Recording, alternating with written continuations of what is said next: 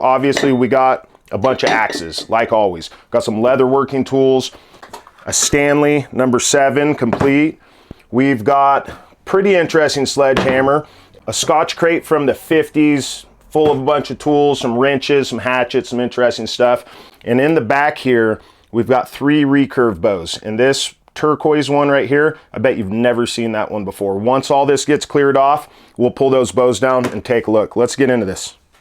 All right, right off the bat, we're gonna go with what I'm gonna say my #1 score of the year so far. This is a Vaughn Subzero. We got a nice stamp here, 3.5 pounds, nice and deep. But this is the good part right here, hollow ground. Now this is my first hollow ground axe that I've had, but what I want to point out here is that the actual cutting edge itself is not hollow ground. It's convex, but there's a slight hollow grind in the cheek. Okay, so I don't know if that's kind of misleading for the labeling. You know, axe companies are always trying to do something different, and it was all just marketing. But what I really like about this one is original paint. Okay, we got the original paint on that sucker. It's in pretty good condition, but it's kind of interesting here. We have almost a flat right here on the heel of each side there. So it's got kind of an interesting shape for, I'm assuming that they were calling this Michigan. Obviously, it's not rounded over on the toes like a typical Michigan, but that is, I'm not even going to say what I paid for this thing. It was cheap, dirt cheap. Super score, really excited.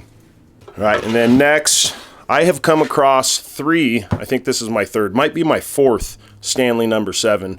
It looks to be all original. I don't restore these things, but I buy them to resell, you know, at the flea market or potentially trade. So this one's corrugated sole. It's got some, I don't know, it's a little rough on the bottom, kind of some real light pitting, but it's got the Japanning, a lot of it's still there, and it's got the wood's in good shape, needs to be refinished. We got just a little crack here, but these things go good at the flea market. Those things sell good. I've been selling at the flea market, so that'll probably sell for, I don't know, 50, 60 bucks at the flea market. Pretty good score. Now we got this guy. I pick these things up again. I resell them at the flea markets. But this one, I come across a lot of True Temper. It's kind of hard to see, but that's made in England. What's that? TBC, TBO. Nice and thick, really thick. Now I got this guy from a fellow picker in town, and he holds on to some axes for me. And, you know, I pay more than $5 for them from him, but he gets some good stuff. Made in the USA. Pretty nice 5-pound council tool. Pretty good shape. The edge has got a little chip right here. Still a lot of that red paint. Nice 5-pounder. I'll make a good piece. Pretty stoked. All right, some of you sledgehammer guys. I've looked this thing over. There's no maker's mark on it. There's no stamps at all. So I'm assuming it's all cast. It's actually got a pretty big crack in the face right there on that side. So, but look at that collar. Could you imagine trying to hang this thing? That'd be such a pain in the butt. It's heavy. That's got to be 10, 12 pounds with all that extra metal on the collar there. I just picked it up. I don't know. It's just an oddity. I won't use it. Probably won't ever hang it. But kind of interesting. Might have some sort of a mark there. Can't tell. You know, 50 cents, $1. I don't know what I paid for it. Now this guy right here. I was looking for axes at a estate sale, and the guy said, "Oh, I don't have any axes, but I have," he said, "Oh, I have a Pulaski." And he brought this out, and I was like, "Oh, sweet, that's in pretty good shape." And the first thing I saw here was this secondary stamp that says Roy. And on the other side, Roy Simpson. Now Now, I like a good secondary stamp. It kind of, I don't know, makes you feel like there's, you know, there's a story behind it, right? But when you flip it over, we got the little hammer of the Legitimus, Collins & Co. It says right here, cast steel. And then he put his stamp again down here, but it didn't take as well down here. It's a lot more hardened than on the side. But that was definitely a score. That was a nice piece right there. Now, I actually did not get this at a flea market, or a yard sale, I should say, or a estate sale. It's a Rex 27. It's a little press for, you know, buttons, rivets, whatever, leather making stuff. Obviously, you could, you know, put buttons on canvas or whatever else with it.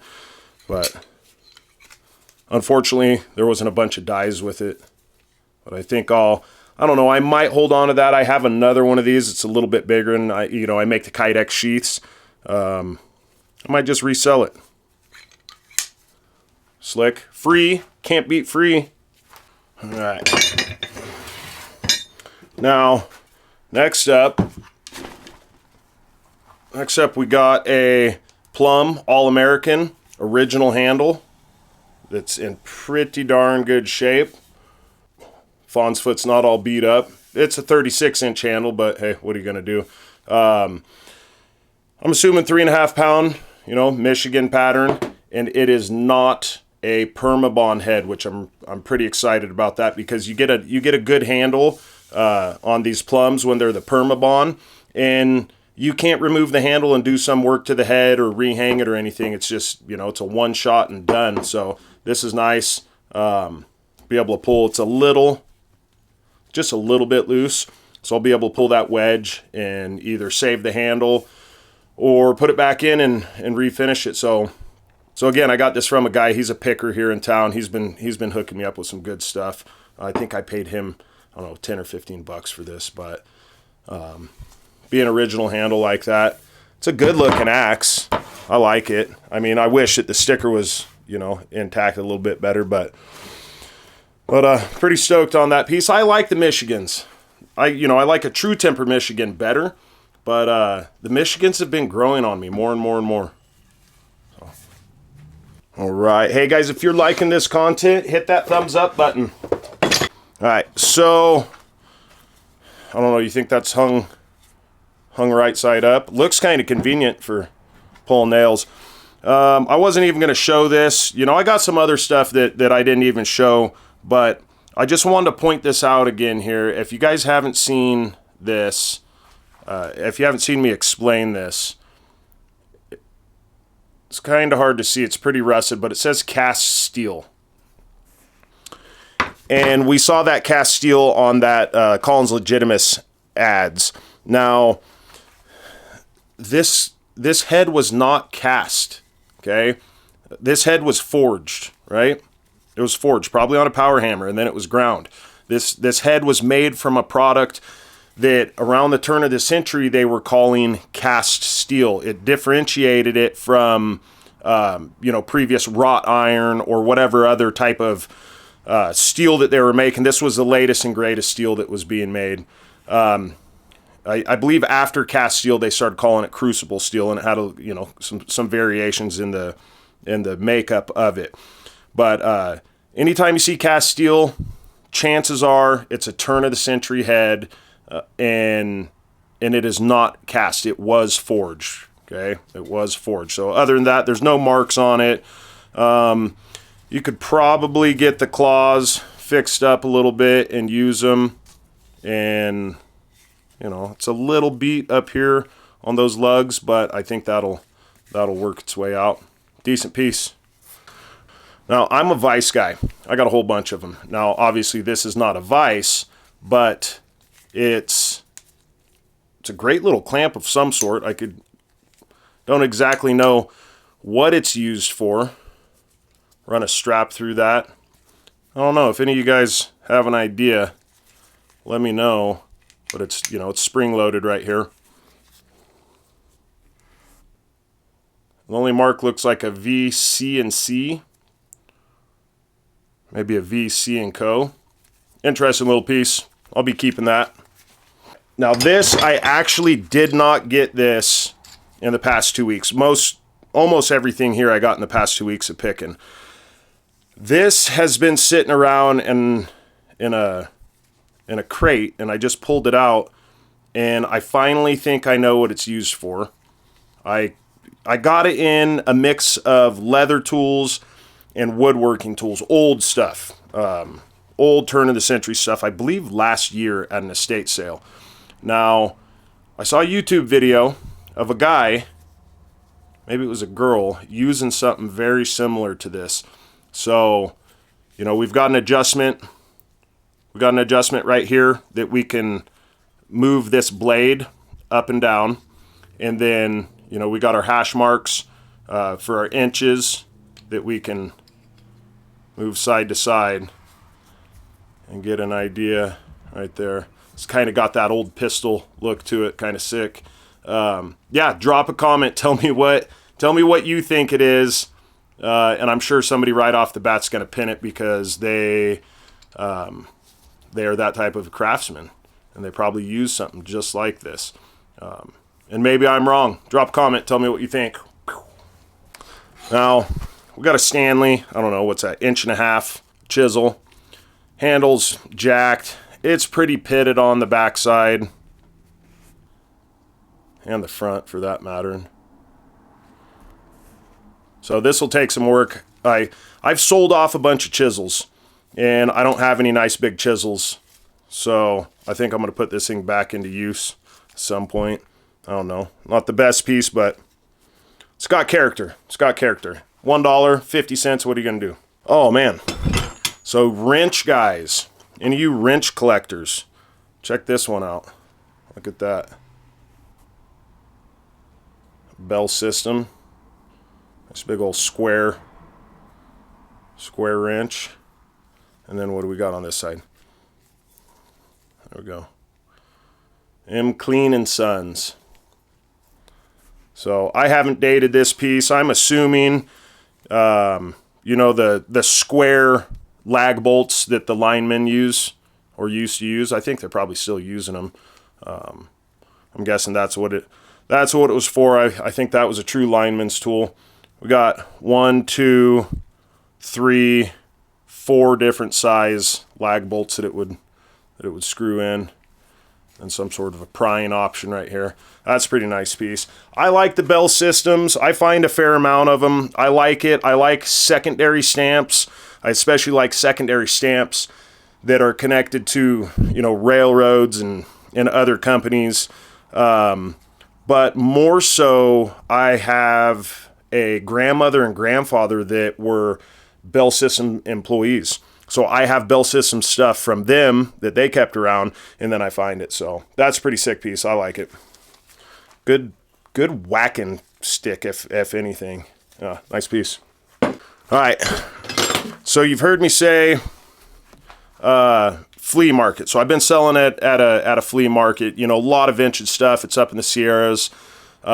Pretty cool thing.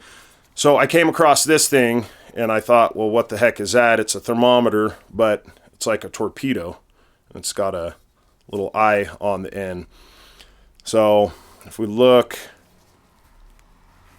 right here, Pittman Grain Co., Liberal, Kansas. I don't know how liberal Kansas is. I'm assuming that's a city.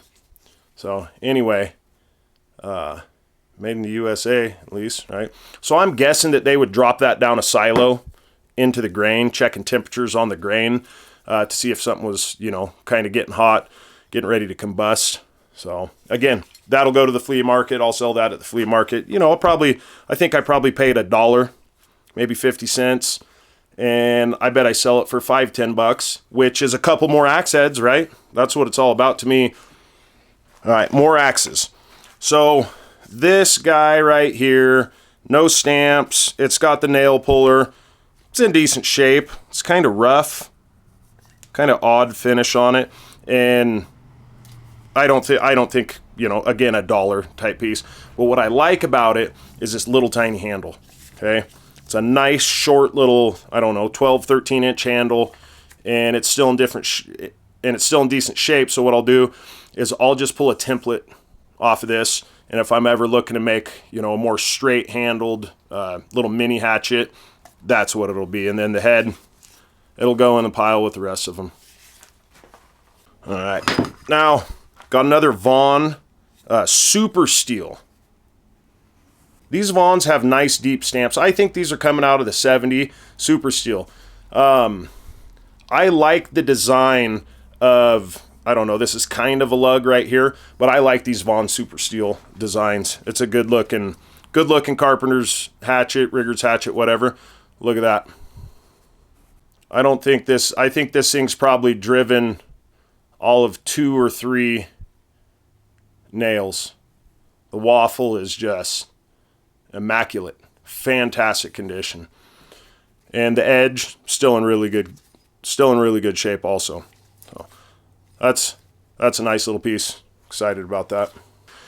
That bucket of free stuff that my wife had located, little Collins.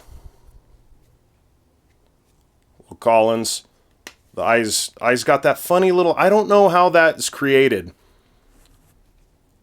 I'm not a blacksmith or anything, but I've come across a few that got that little nib in the eye.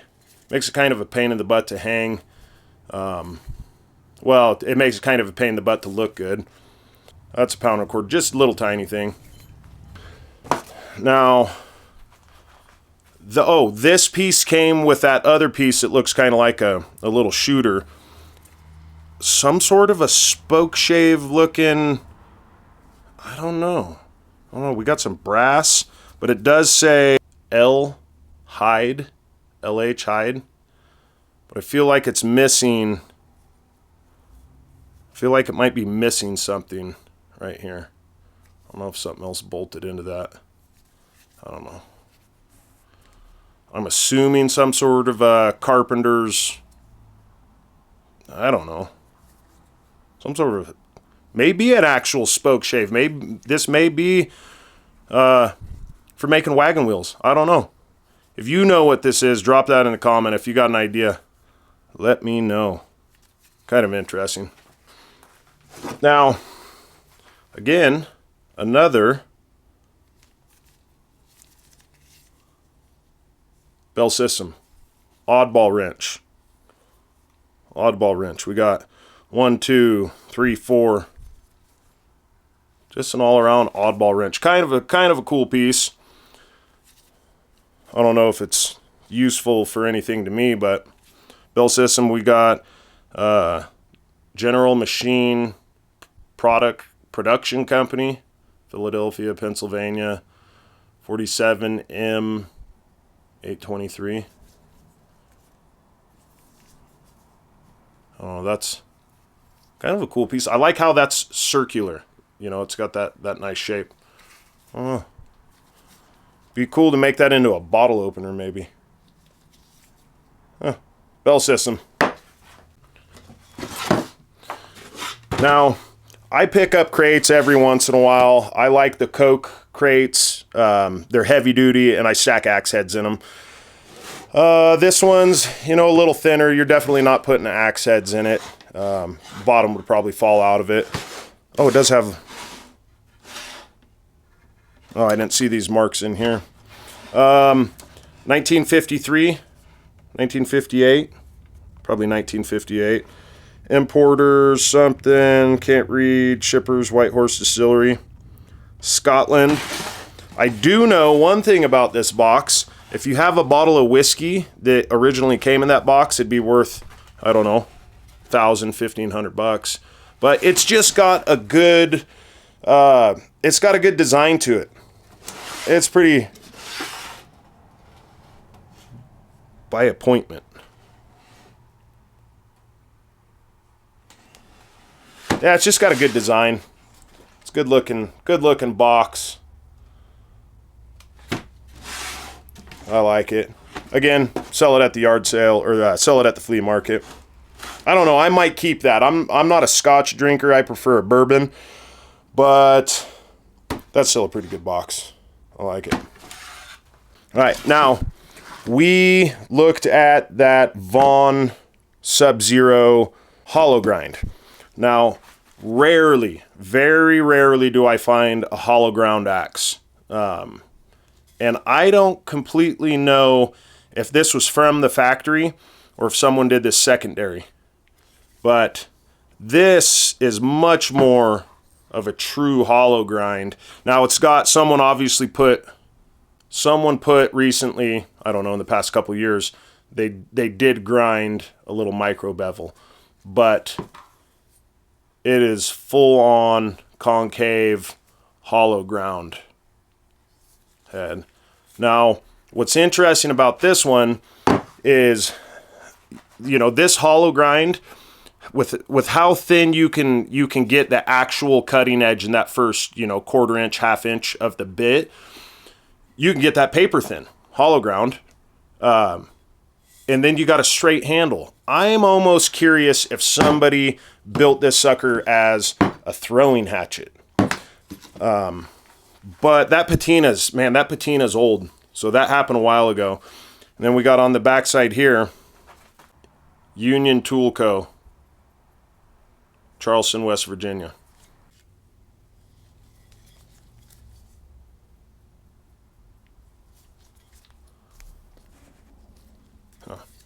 Kind of interesting little piece. I think I'm going to turn this back, you know, put a handle on it one day and as a thrower. So it's not going to look much different than that when it's done.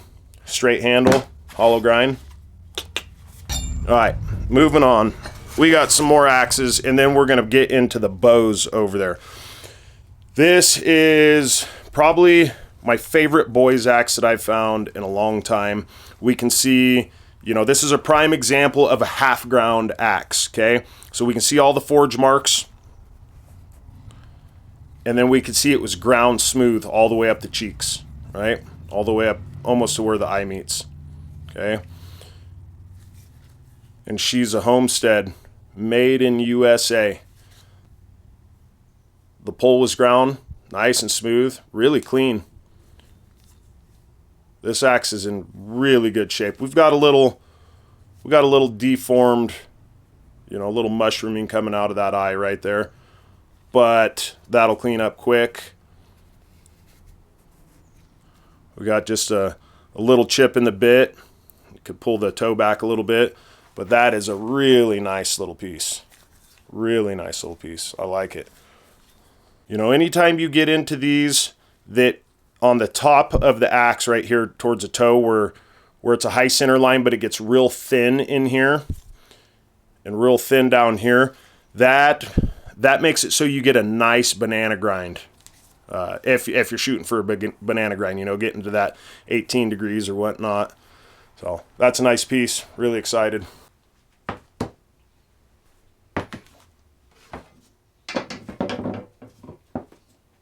Oh, and I almost forgot this thing. Look at this.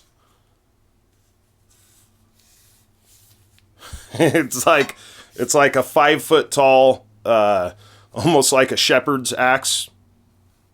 Shepherd's hammer, maybe. Kind of comical. I got this, I don't even know why I paid for this. I just thought that it was comical. You know, I don't understand some, you know, these welders, people, and I totally get it. Welding a steel pole on a hammer or a hatchet or whatever, it's going to last forever.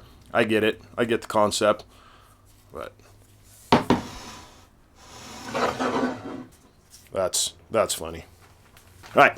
Now, next up, right here, we have, I should have done the research before I started filming this, and I forget which one it is. Now, there was 2 unmarked paper label only axes that had the ridges, the 6 ridges, you know, your Kelly True Temper ridges. One was painted black. Most of them were painted red, like we know as the wood slasher, okay? But this one still has black paint on it. Okay, we can see it right through here.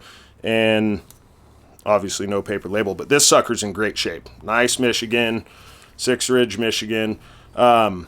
But correct me if I'm wrong, one of you guys will know. Just because it has 6 ridges and no markings doesn't mean it was a wood slasher. The ones with the black paint were a different brand, I believe. Yeah, drop that in the comment if you remember which one the black paint with the 6 ridges is. And then last of the axes right here, we have definitely an older, I'm going to say earlier 1900s. Where are we at? Oh. Just a plumb. Just a plumb, and that's it. Nice little narrow swamper. All right. So, have you ever seen a recurve bow with these big old horn looking things on it? I know it's not the best camera angle here. So we've got, here's the, so Shooting Star by Ed Thompson. It's got a number on it, serial number. We've got 34 pound, what is that, 28 inch? I'm assuming that's the arrow.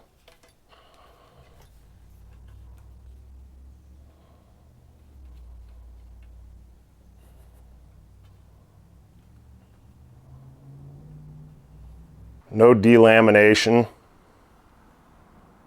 Got a couple more little nicks there.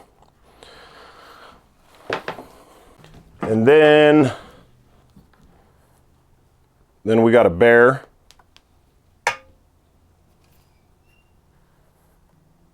Grizzly. It's interesting here. We've got $60 price tag from A&J Sporting Goods. It's got the, whatever, what is that, a stabilizer? Tapped for a stabilizer. 48 inch string, 40 pound.